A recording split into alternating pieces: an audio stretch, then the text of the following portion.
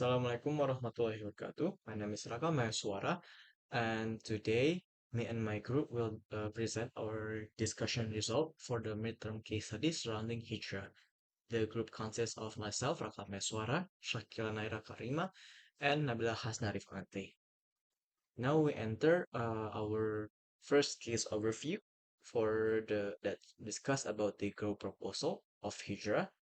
And for the Hijra has grown direct financing up to 70 to 0.8 billion while maintaining excellent asset quality, and the deposit are growing quickly via traditional and new online channels, feeding the capital base.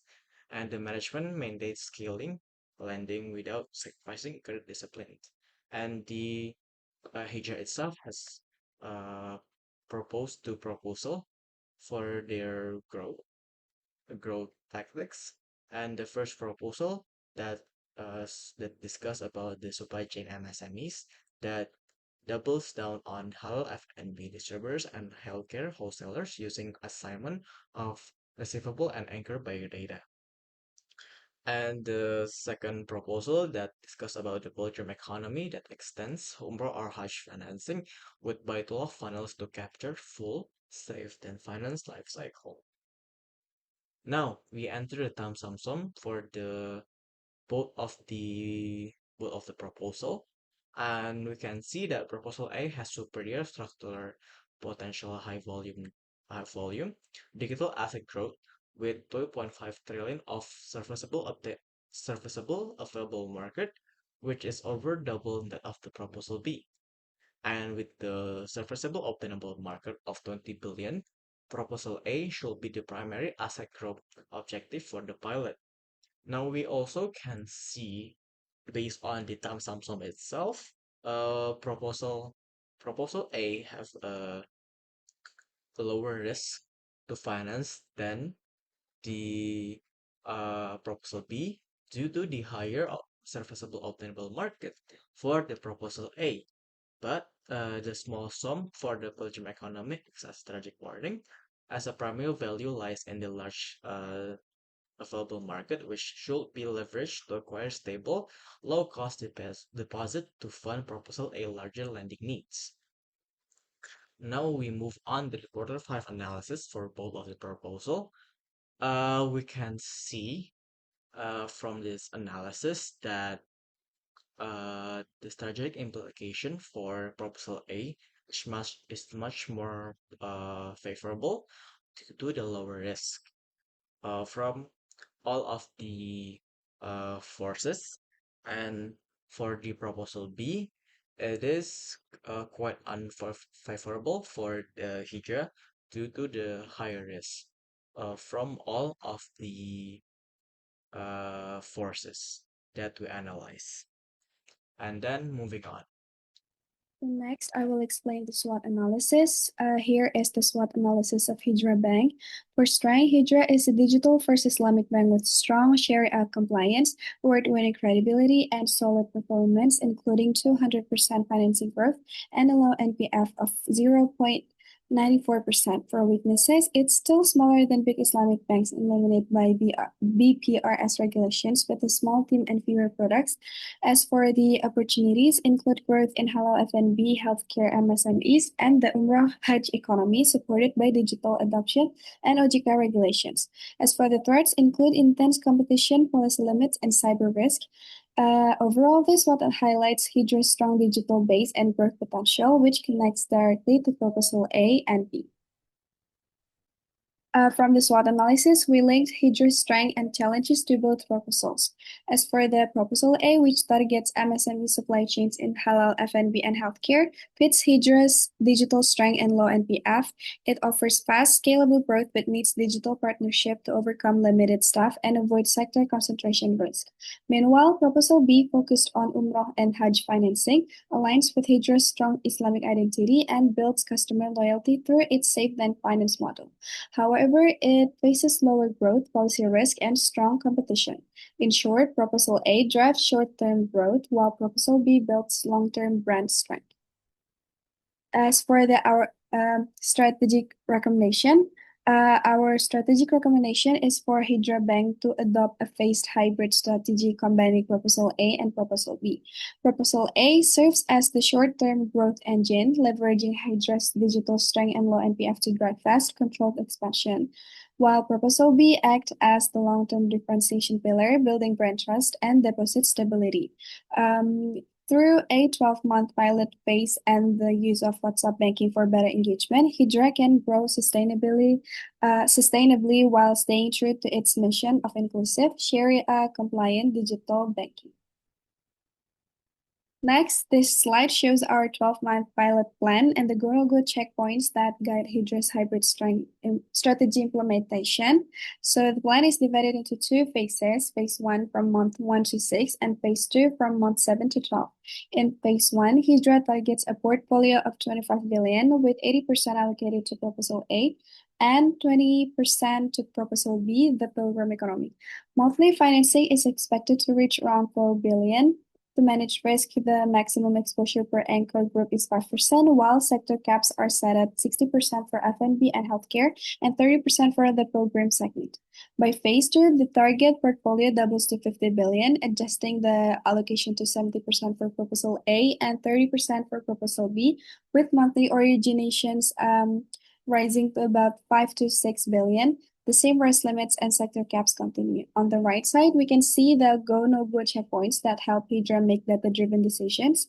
At month 3, we evaluate early performance. If the NPF is below 1%, disbursement exceeds 70% of the plan, and on-time repayment is above 95%, the project continues. If the NPF rises above 1.5%, we pause Proposal B for reviews.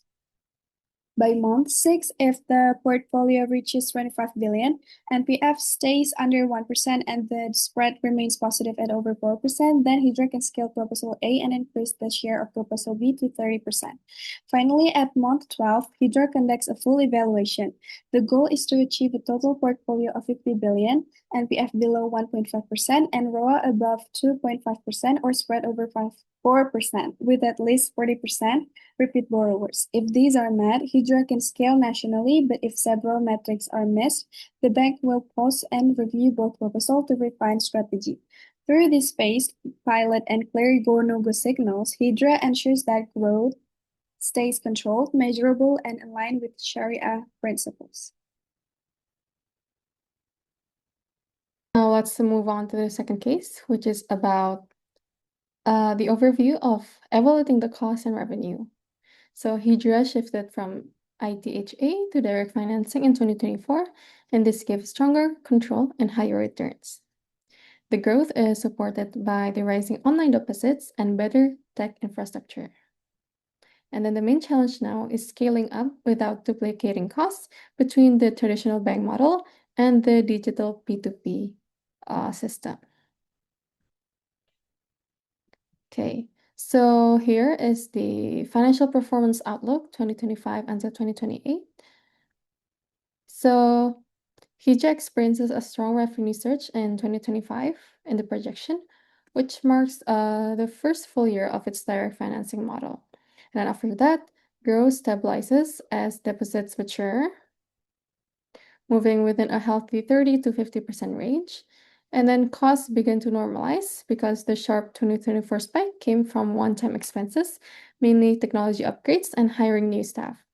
And at the same time, new digital services like Kris, PPOB, and Haji funnels start generating fee-based income, which diversifies Hydra's revenue sources. And the company also maintains a healthy fundamentals with lower costs below 1% and steady DPK dan Ampia ketiga rates around 6 to 6.5%. Altogether, this leads to a clear profit recovery path.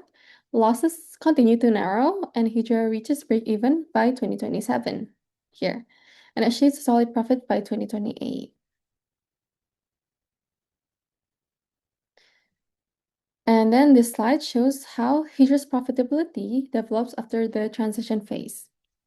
So in 2023, the operating margin was still positive at around 21%, but in 2024, margins dropped sharply to about minus 190%, and that's because of the heavy investment in technology, hiring, and expansion. And starting in 2025, Both the operating and net profit margins gradually recover as income grows faster than the expenses. And by 2028, the operating margin returns to 22%, and the net profit margin rises to 29% here. So overall, these short-term losses are part of Hidra's investment phase, building a strong base for long-term recovery and sustainable profit. So Hijra currently operates under two systems, the bank motion that still relies on manual in-person processes, while the P2P DNA motion is fully digital, using online onboarding and marketing. And the overlap between them shown here in the middle, the duplication zone, where both systems perform similar tasks separately, and this duplication increases costs, creates inconsistent reporting, and leads to an uneven customer experience. So this value chain shows how Hydra can streamline both its supporting and primary activities to work as one system. So in the supporting activities, the key focus is on the technology and HR. Hydra still operates separate systems between the bank and P2P units, which doubles the maintenance and compliance costs. And by centralizing IT, data centers, and training programs, those can cut redundancy and ensure consistent standards. Then for the vendor management and infrastructure, they also need alignment, especially for shared vendors, audits, and reporting to regulators. And moving on to the primary activities, duplication happens in sales and marketing, underwriting, and collections. And the bank motion still relies on offline community outreach and manual reviews, while the P2P uses digital campaigns and automated scoring. By centralizing brand identity, first policy, and for MIS systems, management information systems, but keeping unit-specific flexibility for day-to-day operations, Hydra can achieve both consistency and speed across its value chain. And then to summarize, Hydra's growth began with its shift to direct financing, which strengthened income and control, and then integration of the motion in P2P, and that will lead to efficiency in the cut overlap and lower costs, and that will lead to a future synergy, a unified sustainable business model that reaches full profitability by 2028 based on the projection. So that will be the end of our presentation. Thank you for your attention.